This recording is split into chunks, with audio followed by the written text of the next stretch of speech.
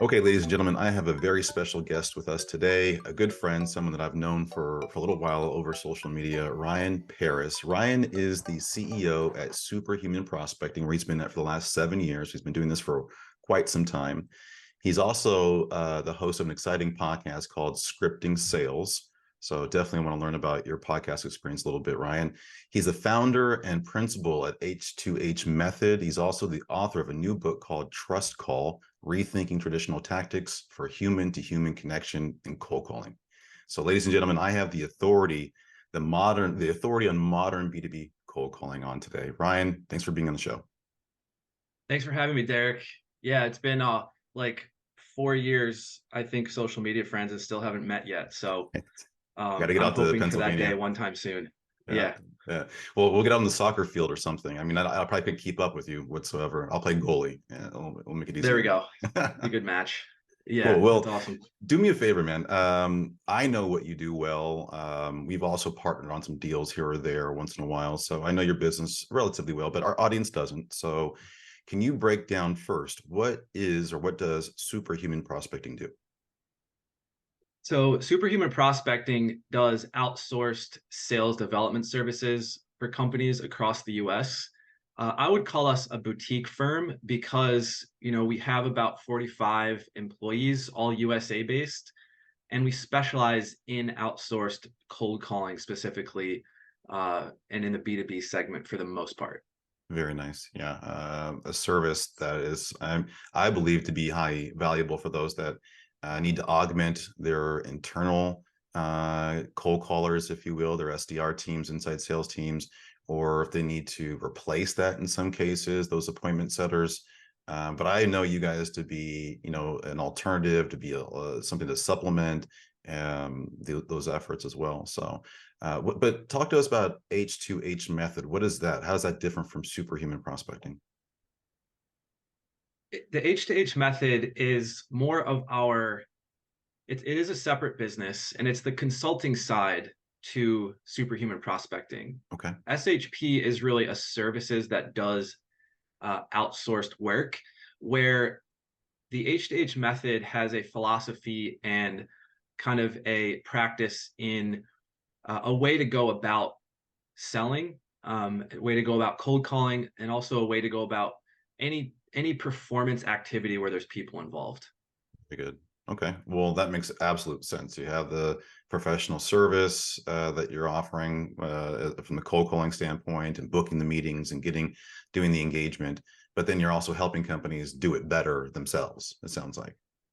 Correct. Both Cool. sides.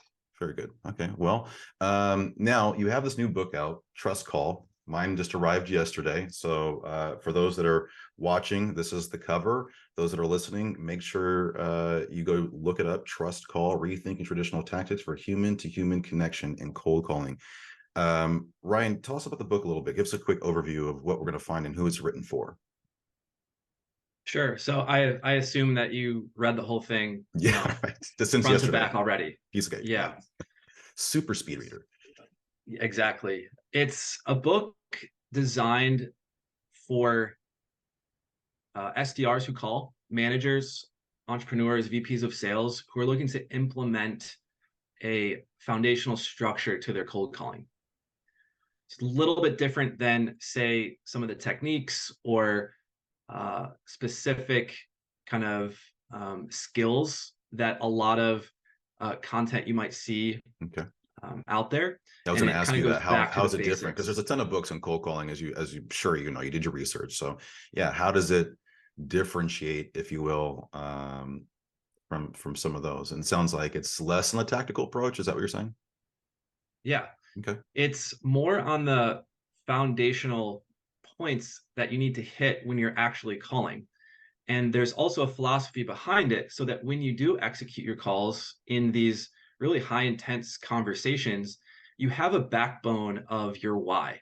You know what you're standing for, you know what you are trying to accomplish with your prospect, so that while you're trying to achieve some sales results, you're also not hurting relationships Hmm. along the way or doing your best not to. Is that kind of what you mean by the more traditional, getting away from some of the traditional ways and modern ways? Because I think traditional cold calling has this era of trickery associated with it, pulling the wool over their eyes and deceiving people into taking meetings, into sales. Is that what you mean when you say that? Yes. Yeah, I Mm, would say it's twofold. I would say you're absolutely spot on with that first comment. There's this stigma we talk about in the book around salespeople. And any time that we call a prospect, we're already, 2 feet under the ground. Like we're right, already having to dig our way out because of, what we've seen as modern sales failure. There's this already a natural resistance to buying something, but you add in, you know, years and years of aggressive, pushy sales techniques that have, at a macro level, hurt the perception of salespeople. right, And right. so, if you can understand that, you can now unpack it a little bit and use tactics and strategies to diffuse a lot of it so that you can actually start at zero again and move forward.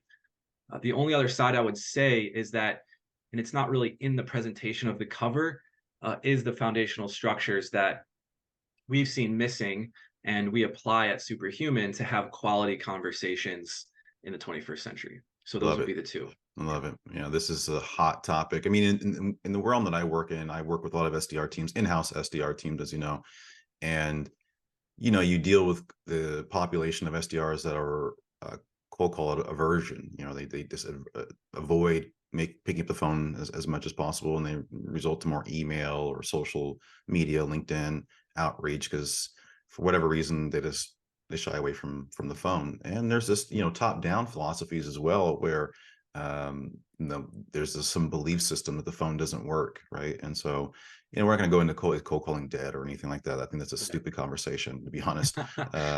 But Yeah. yeah, I think it has to do more with just fears than actual data because we know the phone works, right? Has there been any research that you guys have published or foundational research you kind of base your operations on that has to do with why the phone is still relevant today? It's an interesting question because, there is some validity to cold calling not working. I Mm, can't say, I'm not necessarily a blinded evangelist about cold calling, you're not but I would naive, huh? say, Good. Okay. yeah, or ignorant, or Right. trying to, Right. like you said, paint this cloak over everything. What I would like to kind of reestablish is that if we're allowed based on federal and state regulations to utilize the phone in some capacity to generate business, then the phone technically can always work. It's similar to email spam laws and things.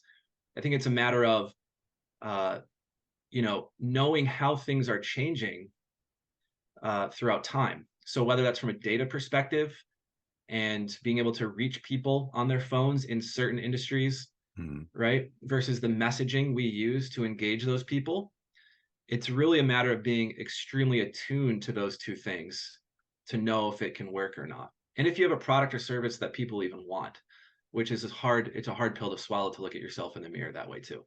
Well, yeah, get that product market fit, that message market fit, get those boxes checked. Yeah, correct. Well, let's zoom out and take a step back if we can. I wanted to kind of get that established up front here in the interview, but let's talk a little bit more about your journey if we could. So, I know you've been running Superhuman Prospecting for the last 7 years. I also know that you finished your bachelor's in 2007, went on to do your MBA, finished that in, I think 2013, according to LinkedIn. What did you do in between? What was your career journey leading up to the companies that you founded recently? Right after college, I was a recruiter for a few months and then was so there was some sales skills built in there. And I went into a sales development manager position a few months after that. So within the same year that I graduated college, I fell into a position where I was managing 40 sales development reps at Wow, 23 wow, it's a big and had team. no idea what that meant. So when I had taken the role, there was just, a mountain of learning for myself about selling and sales development. But the the journey is not that crazy in terms of having some special experience. I think I'm very similar to a lot of us folks who are very passionate about the sales profession in terms of my career path. I think the divide after some time came when I faced an existential crisis around selling. So being taught cutthroat or outdated, pushy sales techniques didn't really jive with, Mm. my insights. And so I think that was a time where I thought, man, do I really want to be in this industry where I'm have some talent and kind of like it, but also don't really like deploying some of these techniques that I'm being taught that seem to make customers, uh, potentially regret saying yes to me or having just a negative connotation. I remember one situation where when I was working for this company, it was in the remodeling space. They actually had a franchise in my hometown, and one of my best friends growing up uh, needed this part of their house, redone, and so they brought this company out, thinking, "Hey, we'll help out Ryan's company." Well, this is one of those situations, and this is no joke, that the salesperson in there to give a free, no obligation estimate uh, was, excuse me, uh, was actually was actually there pushing them to do the sale and wouldn't leave until the cops were called Oh, wow. to their home. And this is one of my best friends from growing up. Well, okay, so that gives So new definition to persistence overcomes resistance. I think we've yeah, all heard that growing up in sales. What did that do for your relationship with your friend? well, the relationship with the friend was okay, I think, but the biggest problem was, I think from that time I had to defend or I had to empathize, Right, right? right. And and that was part of the crisis I went through was, is this really the profession I want to be in? Do I want to be associated with that perception, right? Some might be okay with being the loan shark wolf salesperson, and I don't care what people think as long as I get my money. But then there's those that have some level of integrity and want to stay congruent with their value system Right. in life. And it sounds like that's what you were kind of faced up against. I can relate in some ways as well to that. I can see how that would. So that's what compelled you to maybe go down this path. I mean, it sounds like, I mean, with an MBA, I'm sure entrepreneurial passions were already and ideas were already sort of naturally brewing in your brain, right? Like, so going into that experience with sort of an entrepreneurial path, is that how you got to the point where you founded a company that was specializing in outsourced sales development? Yeah, so I'll backtrack a little bit. When I was in high school, and this is something only in the last year I've been comfortable sharing, Hmm. to be honest. When I was in high school and even earlier, I was raised in a very conservative evangelical Christian home. And so the trips that I would be sent on in the summer were mission trips across the world to go and try to convert people into this religion. And so I would be on the streets of New York City trying to convert people to Jesus Hmm. to say a prayer, and that would be like my sale.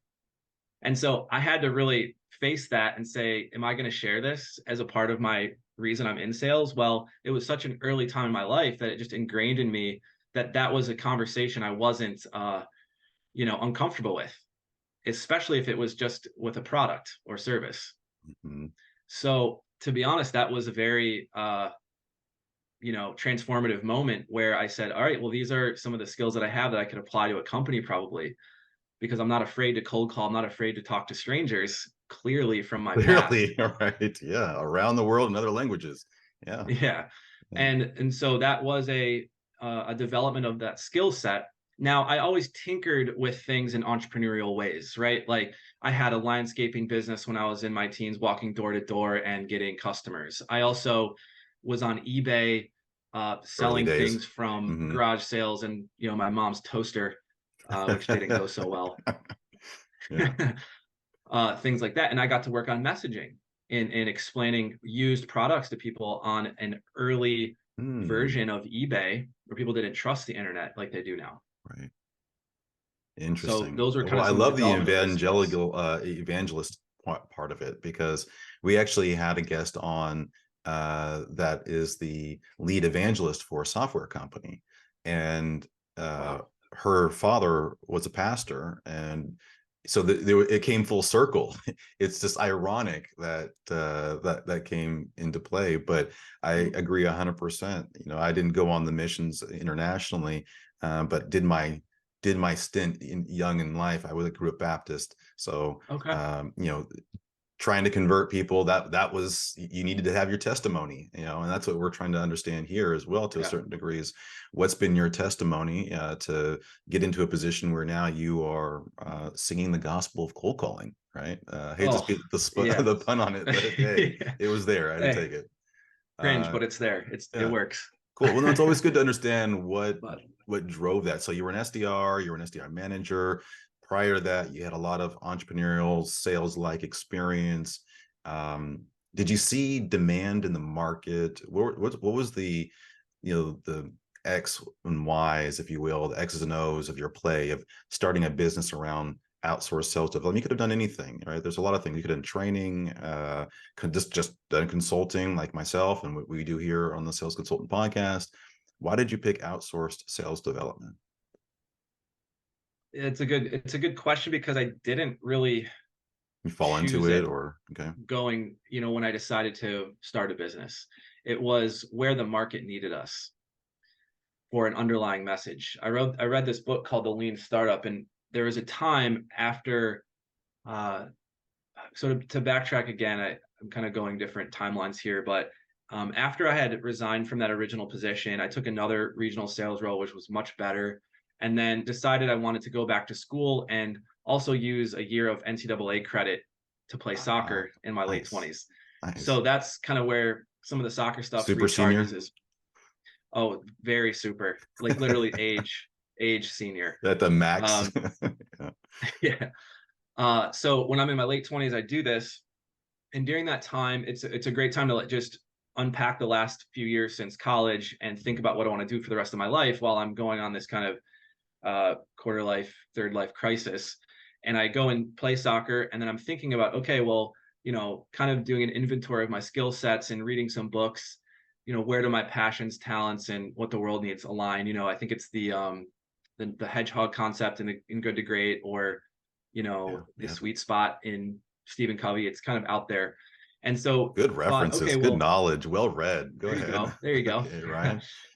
And so those those ideas started to float around my head, and that's when I said, okay, well, I love selling, and I think the difference between how I was feeling and where I'm at now is that I could make an impact in the marketplace potentially by dissecting what I was taught with what was true, and adding some, maybe better values or principles to the selling process, but also achieving some better results, if not more.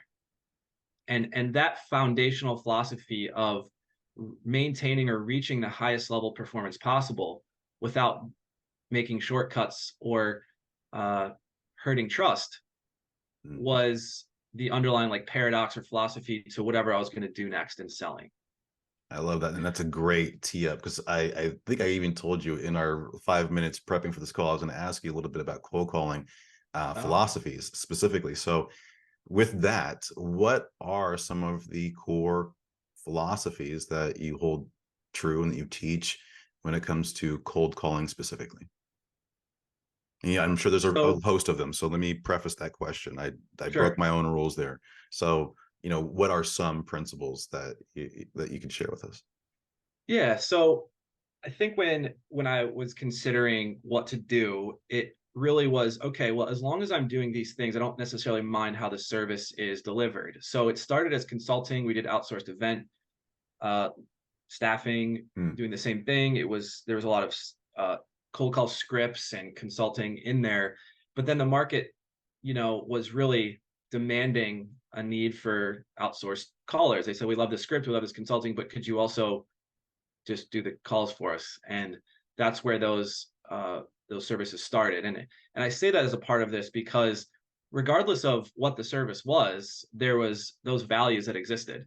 Those values can apply as a foundation. Like if you dig Yeah. a building, they're at the core. That's the rebar. It's the concrete. It's the reinforcement when you're going to build something really tall so it doesn't crack and fall. And so, regardless of what service we were offering, these values existed. So maybe, it's always finding that line between something, right? So what is the line between being, assertive but not aggressive, right? Or we like to say encouraging but not pushy. What's the difference between those? Right. You Right. know, Mhm. and so it's walking the line there, and not always walking the line, but knowing exactly black and white what the line is in your own, you know, environment that you're in. And so those are the types of things that we talk about in the book, uh, to ensure that we're able to maximize performance, not just building a friendship farm. Because if you're like, Love oh that. well, of course, like, we have all great values here, so whatever you need, and if you ever need us and you want to buy our product, just give us a call. Well, that's not going to get us anywhere. Like, we have to drive sales. So there's a little bit of There's a line tension. between the two. There is some assertiveness that has to be applied. It's not all kumbaya, right?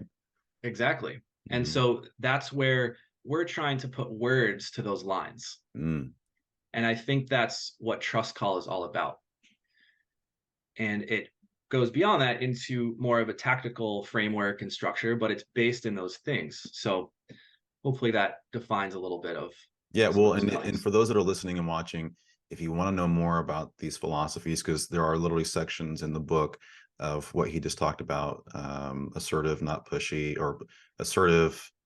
Break it down again. Oh yeah, yeah. So assertive, not aggressive; Not aggressive. encouraging, not pushy. There it is. There's even one that's called defend the fort without throwing stones, which is a fun one. Because a lot of times, and and this is totally in respect to the salesperson's position. I mean, customers are hurt, but there does not also give them the right to be disrespectful. Boom. So at what point do we kind of hold our own and call out some of the things that are, I mean, borderline abusive on the phone?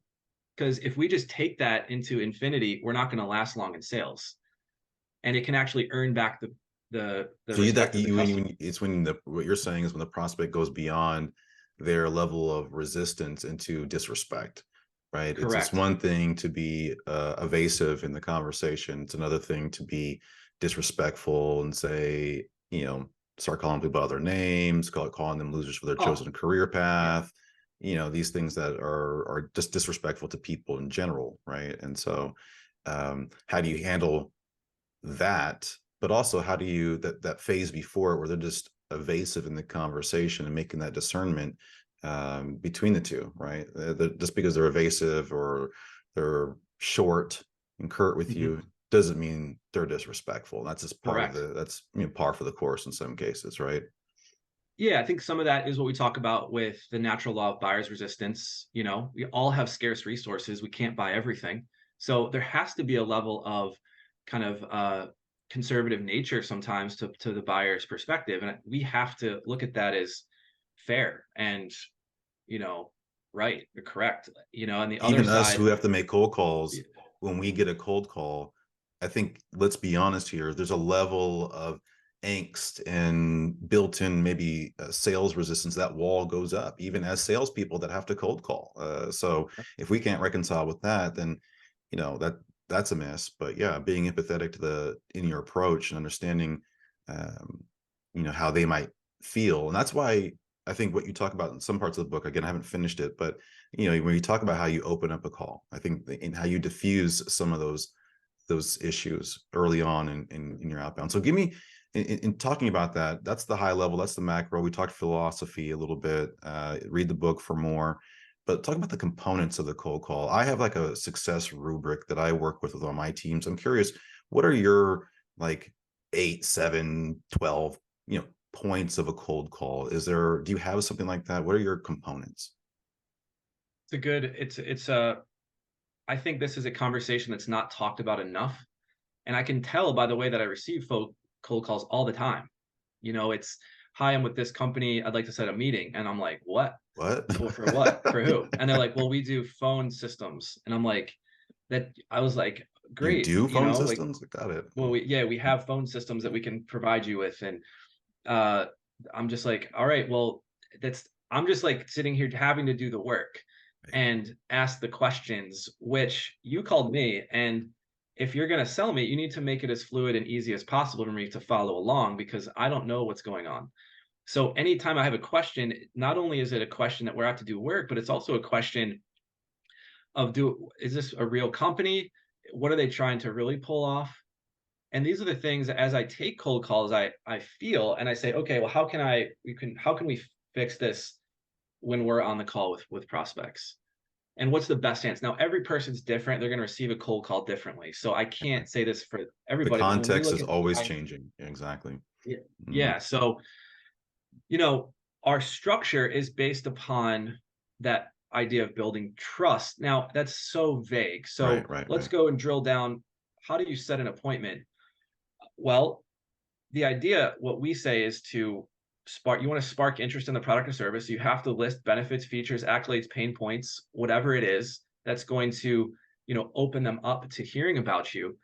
But the idea is to sell them on the meeting, not the appointment, or the meeting, not the product, and then Correct. also diffuse some of that salesperson stigma throughout the call. Hmm. So then we look at components. So what are the check marks that would fulfill that requirement, but also build trust?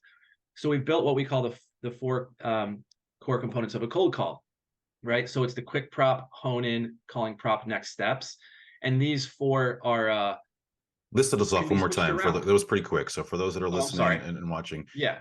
just break it down. Those 4 points one more time. Okay. So it's the quick prop. Okay. Okay.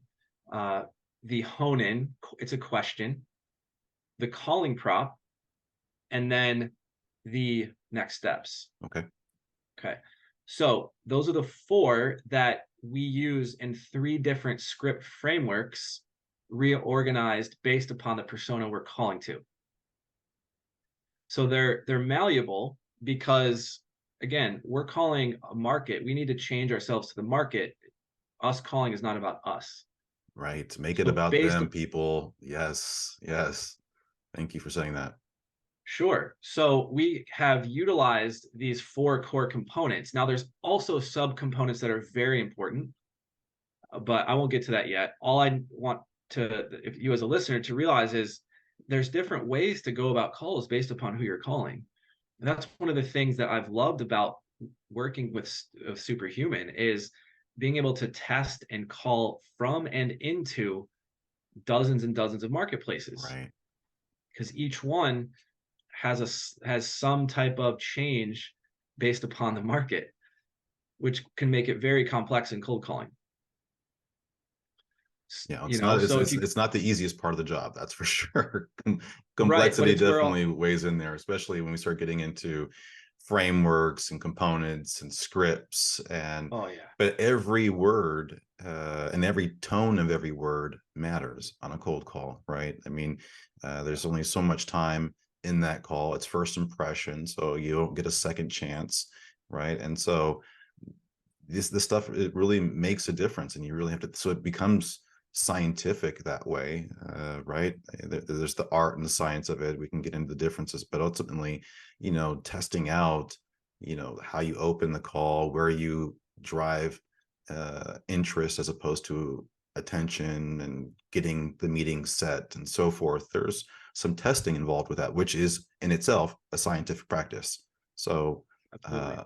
the the book, I'm sure, is going to go into these components in detail. And so part of this interview is to really get our listeners to go to Amazon or wherever you get your books and make sure you look up Trust Call by Ryan Pereus. So if you haven't already done that, pause, go do that, come back and listen to the rest of this interview. And while you're doing that, make sure you hit subscribe and like and all that good stuff on the whatever platform you're listening to the show on. I wanted to read a part of the book, actually, Ryan, if I could. There was a piece that I skimmed through it. Again, I haven't read the whole thing, but because it's called Trust Call, I wanted to go to a section on trust. So in chapter 14, here's what I highlighted. Holding high values as a sales professional is the way we build trust. Prospects are going to test you. They want to test your character so they can catch scams when they happen. we have to learn and adapt these principles. So when we get into situations, we'll be on the right side of our prospect's favor.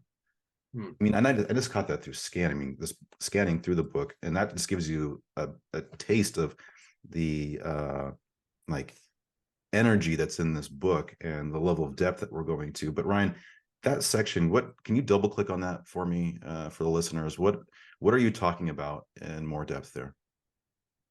So in these situations, when we're calling the prospect, and some of this we've slightly covered, the but in this, the way that this painted, there's a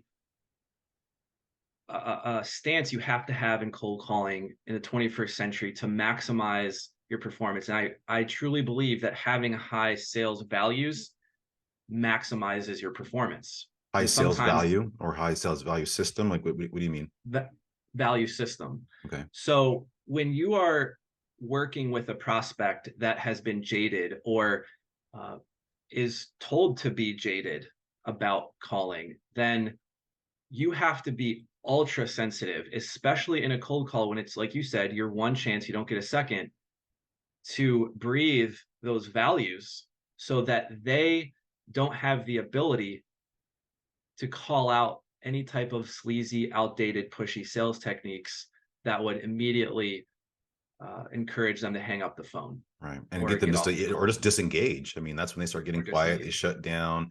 The polite person won't just hang up the phone. They'll kick the can with you, as they say, during the conversation and waiting for it to end. And that's when they go dark, they don't return your calls, they ignore your emails when you send them more information because you triggered that sleazy, whatever that perception they have of, based on their bad experiences, right? Yeah. I think that's, if you've triggered that, it's hard to recover from that. To your point. Yeah, and we say in the book to build trust in three ways: through the product or service that you're offering, through the Okay, process that you're delivering the call, and you as the person. You have interesting. the ability to build trust as a person.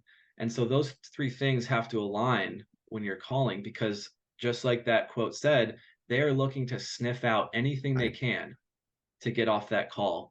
And it's up to you as the cold caller to hold those principles while you are trying to sell them, which seems almost impossible.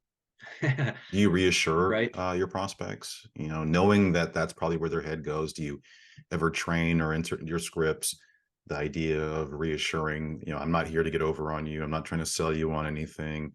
Do you give them permission to tell you no? Like, how do you know directly diffuse that? I mean, there's the things that you can do and hold yourself to, the value systems and the way you can behave, but there's also just acknowledging that they think that way. And do you ever kind of just bridge that during the call? It's an excellent time to talk about this. I'm glad you brought that up because when you are in a call, a lot of times it is in our nature to appease them Right. and say, "Hey, I'm not, I'm not trying to sell you anything, but in fact, I am trying to sell you something."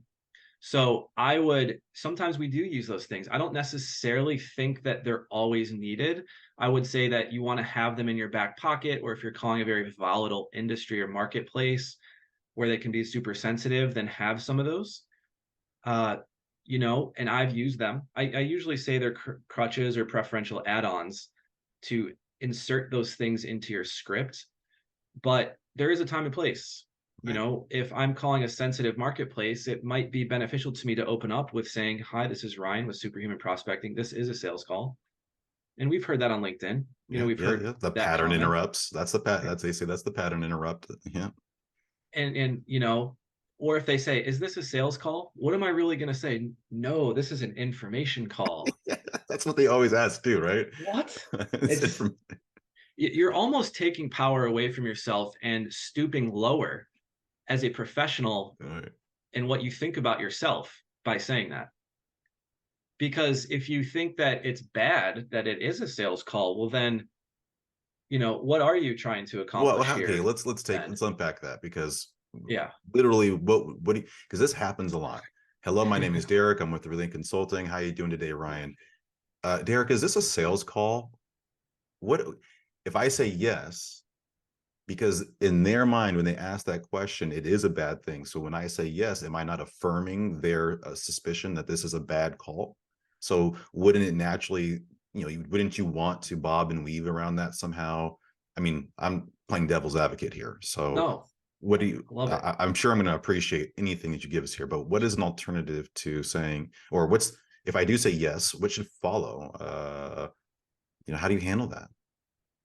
Yeah, I mean, you're kind of in a pickle there, right?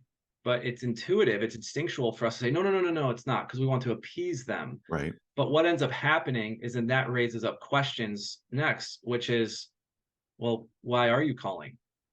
And then those questions just begin to build on themselves, they begin to domino. So because then you really have to continue bobbing and weaving and paint this picture of a call that you want them to have when really you're trying to sell them. So I would rather say this is, yes, absolutely, this is a sales call. In fact, we would love your sales partnership one day. I don't know if that makes sense right now, but that's why I'm calling. Boom, ladies and gentlemen, take notes. That's the that's the good stuff right there. That's the good stuff right there. Just lean into it. and Lean into and it. yeah, is it Taekwondo? I think it is the one they use your momentum as a defensive. You punch, they pull. It's very martial arts of you to lean into it that way. I like that. That's good because I've been wanting to get into Brazilian Jiu-Jitsu and I haven't yet. Good. So maybe Yeah, I there's don't know which one it natural was. I could probably talent just there. butcher that, but I know there's some. My brother took it as when we were kids, and he used to tell me this. Yeah, try and punch me, and Easy watch how I momentum. roll you back and flip you. Yeah. Yeah. I mean, that's what Okay. we're doing in these calls, right? I mean, it's hand to hand combat. I always say that to people. I mean, this is the real work, is the cold calling. We want to post on social media. We want to create good ad content. We want to do all these other things, which have converted and do convert, but then we just bypass the important step of just reaching out and talking to people on the phone. Like, go figure. What is the trust umbrella in chapter 15? After you've talked about some of these trust components, you go into the trust umbrella. I haven't read it yet, so when I do read chapter 15, trust umbrella, what am I going to in a high level read about? So there is a very pervasive theme throughout the book around building trust. And I remember our editor was like, you need to take out this, this, and this part because you're just beating a dead horse here about it. And I completely saw that after they brought it out. It's such a focus on reframing the what's behind a cold call. Many of us just want to know what to say, and then we Right. go out there and say it, and then we fix it without really having a foundation to build upon. And so we never really truly are able to go as deep into a cold call and what to say and what not to say and where to navigate unless we take a few steps back and have a 30,000-foot view or microscopic view of what we're actually doing. Because, when we're in these situations that we are not prepared for, if we are not prepared for it with a solid foundation, then we're going to end up saying things maybe we don't mean or not follow along those principles unintentionally that trigger a prospect to do what you said, which is shut off. Right. So the trust umbrella creates a visual for the areas that need to be considered to keep building trust in. Okay. So, for instance, we have this, everything we do is based in these values. And so, what are those things that we do? Well, we talk about the strategies of a cold call, those need to have trust building aspects to them. So, the three strategies we talk about are in a cold call are to one, spark interest in the product or service. Yes, this is a sales call. This isn't a networking call. I'm not trying to just meet you to be friends. I am trying to sell. I'm trying to spark interest in what we do. Um, the the next step is to sell the next step, not the product or service yet. So we're trying to spark interest, but the next step would be, hey, I'm trying to see if this appointment or survey or in-person meeting would be make sense for both of us.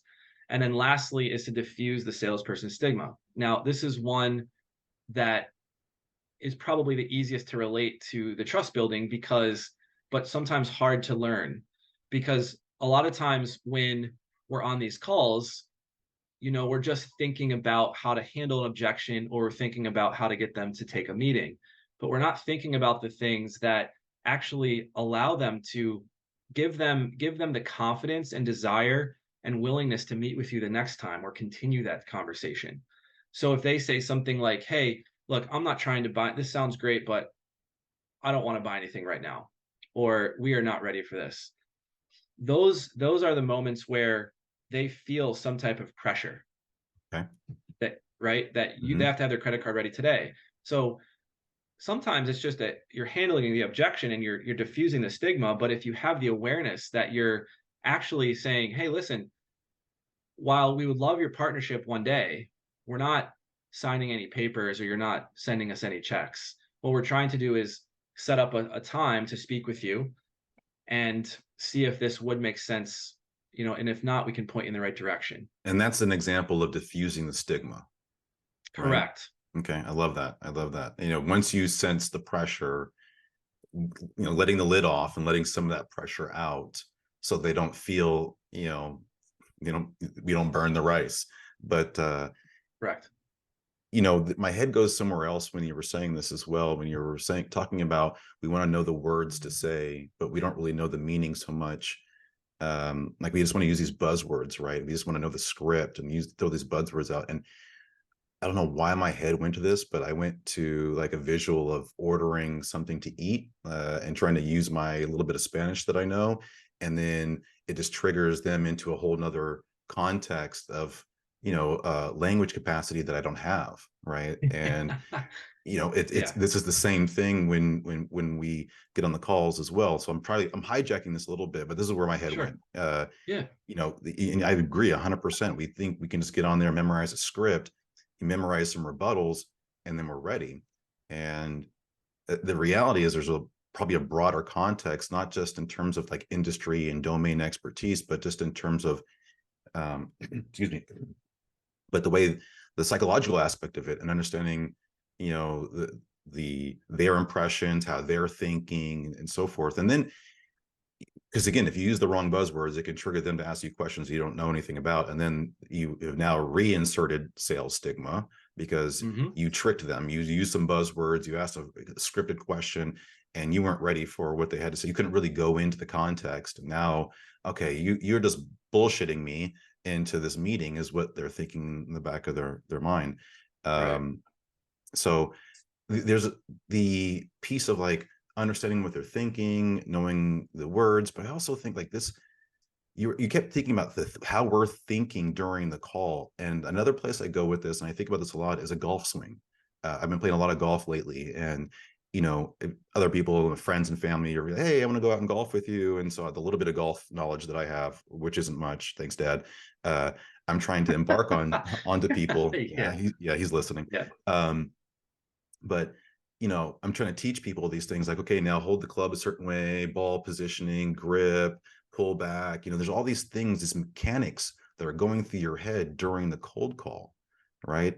And I feel like that's where a lot of cold callers get tripped up, is they have to think about so much during the call, and there's only so much time in this call, Yeah. and somehow we have to find a way to like be empathetic during the process, be congruent with our, belief systems, our sales value system, as you say, right? We also need to know what the script says and what those rebuttals are. And so there's this massive checklist at every second that we're kind of clicking through. And if they say something, that checklist might change, right? And so Yeah. talk to me about how you coach cold callers a little bit, because there's a lot of anxiety that goes into this, lack of insecure, lack of, there's a lot of insecurity, inability to establish equal business stature. There's a lot of things that go into why people don't cold call or don't cold call effectively. Um, what are some pointers you would have for like an SDR manager, and what they can do to help their people get more comfortable and more effective on the phone? So when we train our team, everyone is required to learn the H2H method. So we have a course that's available, and we run them through it. We have them take tests on it. So they start to get some of this background. And then we break it up into three sections: the gatekeeper conversation, the decision maker conversation, and then objections and handles. And so when we're training on those, you now have that background about H2H and what it's about, so that when you're learning the techniques and the tactics, you can then apply that theory behind it. So when you're doing it for the first time, or you're learning the method, it starts to come together a little bit more, it starts to congeal. So that's the way that we kind of position it. And then when we actually have them execute the calls, so you drill in more to the decision maker conversation. One of the things that is tough in cold calling, it's not really talked about or measured much, is how often people show up to calls when you set that appointment. Right. The show rate, Right. right? The No show show rate. rate. Mm-hmm. People say, oh, I set this appointment by saying just these 10 words, and they decided to say yes. Oh my gosh, I'm amazing. Well, yeah, well, 4% of those people came to your meeting. You're You just right. didn't share that. Yeah. So that's where we have really worked as well, because when our team members are on the phone, we don't want them to just go through and have them set a meeting without a true conversation of hitting those points in the trust umbrella, right? And then going into those four core components. So our team has then these check marks throughout the call that they need to hit in order for them to get credit for that in measuring their performance. Okay. For it to be a Yeah. completed meeting, it needs to be qualified effectively. You need to have checked off and hit these components. So let me back up. So in terms of Yeah. coaching cold callers, number one, have a methodology, right? Have a process in place for cold calling. Have some beliefs, some philosophies and components, the things that we've talked about today. Just writing a script and plugging in some rebuttals does not, say that you are ready to start teaching your people to be great cold callers. Because look, at the end of the day, you can make a lot of calls and we can talk about how many calls it takes and all of that, but the fact of the matter is how effective you are in calls, because that's the key, right? I get the question all the time: how many calls should an SDR make every day? Right? And it's like, they hate the answer, but it depends. How Right. effective are people on these phones? Can they convert 10% of those into meetings? They convert 15% of them? They convert 2% of them into meetings, right? Like, Yeah. that should tell you how many calls you need to make in some ways. But then, we get into, burning turf and all that. But number one, have a format, have some sort of formula for or methodology for your cold calling. And then have some way of supporting them during the call. Make sure they have checklists. Make sure that there's something that they're aware of in intra call, if you will. It sounds like that kind of denotes how they should be managing that call. Is that on Correct. your checklist? Yeah. Okay. What else do you leave them with? I mean, do you record calls and play them back? Do you have conversational intelligence running? How else are you coaching around the cold call? A lot of what we've done is based upon hearing and then getting feedback and refining over the last 7 years. So yes, a lot of it's on recordings, some of it's on notes, some of it's on the data of how many people Mm, show up. So now what we do is we have a full-time, so we're a service too. So we sell by the call activity, like we don't sell by appointment. And it's one of the things I'm most grateful for in our decisions early on, because really what we're trying to do is we're outsourcing a process and we're selling you a data point in that process, which is a call activity. So that call activity has to meet criteria and has to be the best possible chance of converting. So what I mean by that is when we evaluate our team, it's how well did they execute the process. And of course, there's talent behind it. There's an art to it, but the mhm. science is had needed to be developed way more than it had early on. And so at this point, what happens is every single lead that we set for our clients goes through a quality assurance team where they look at the needs of the notes. There's a certain number of words that need to be written. Wow. There are fields that need to be filled out in our dialing software. And they also, if it's available, have the recording that confirms that they hit the different components of a call and subcomponents, as we talked about earlier. Because what we've seen is if those things are hit, then there's a higher chance that the prospect is going to show up or at least be interested in next steps. Very good. Very good. Well, the show rate, absolutely. Particularly in an outbound setting, a lot of times, if inbound, even inbound leads, they don't always show up, but that Oh yeah. outbound show rate is critical. Last question for you, and I will let you go. I would be remiss if I didn't ask you about artificial intelligence. Um, so AI in email writing, I think we've talked about a lot. So, here on the podcast and every other podcast, we know that AI is helping in a lot of areas around sales and sales development, whether it's prioritization, actual email crafting and sending, so forth. But when it comes to a cold call, I think what we could talk about is AI written scripts. And I'm curious what you think there. But more importantly, I just want to check the future with you real quick. Do you see a time in the near future where cold calls in a B2B context are being made by an AI bot of some sort? Do you think that's a possibility where these deep fake vocals that we know of that exist today already, could AI basically have like a Kevin Costner making cold calls sort of thing, right? Like, do you see that happening in the near future? I mean, anything's possible 5 years out, but with what we're seeing today with AI, I would be remiss if I didn't ask what your thoughts are. I think it's already being done in some customer service appointment setting conversations right now, where there's only so many places the conversation can go, Right. and the prospect is just, or the current customer is looking to schedule an appointment. Mm-hmm. In terms of the complexity of an outbound cold call to be able to navigate the twists and turns, I believe is rather far out. But whether it's in a 2 years or 20 or 200, I think the conversation changes from will cold callers be replaced to is it going to it's going to come back to transparency, because if they're really good at emulating a human, I think philosophically, going back to that word, Mm-hmm. uh, there is a disconnect, because if you're trying to emulate a human and then come across as if you are one, then you are fundamentally lying at some level. Interesting. And So so, yeah, so the trust, you think it would be difficult to establish a genuine trust if you find out that you're dealing with an AI bot, as opposed to maybe the AI bot says, "Hi, Ryan, this is Derek, your AI bot from 3Link Consulting. I wanted to see if you had some time to speak about sales development implementation services," or whatever, right?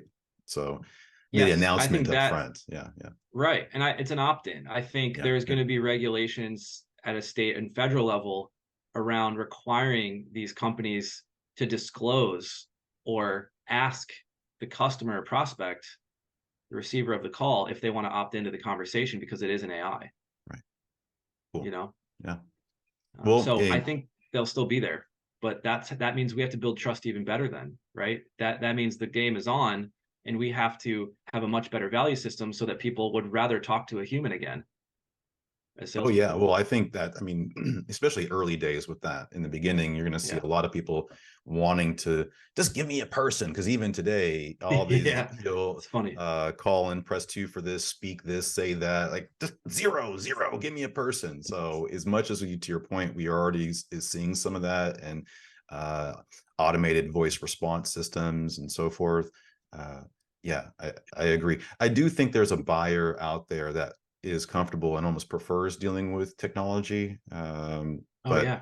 when we think about big ticket B2B sales and the complexity there within, yeah, I think we're a ways out from that piece. I agree with you 100%. Well, Ryan, thank you for thinking about the future here with me and sharing your journey, talking about your business, your book. Again, for those that are watching and listening, Trust Call by Ryan Pereus. Go grab your copy. Ryan, where do you want to send people to follow you and learn more? Absolutely. My company website is superhumanprospecting.com. So if you need outbound services, you can buy you can buy Trust Call at the H2H Method.com. And I'm on LinkedIn posting these days. I see So you. find me there. Let's connect.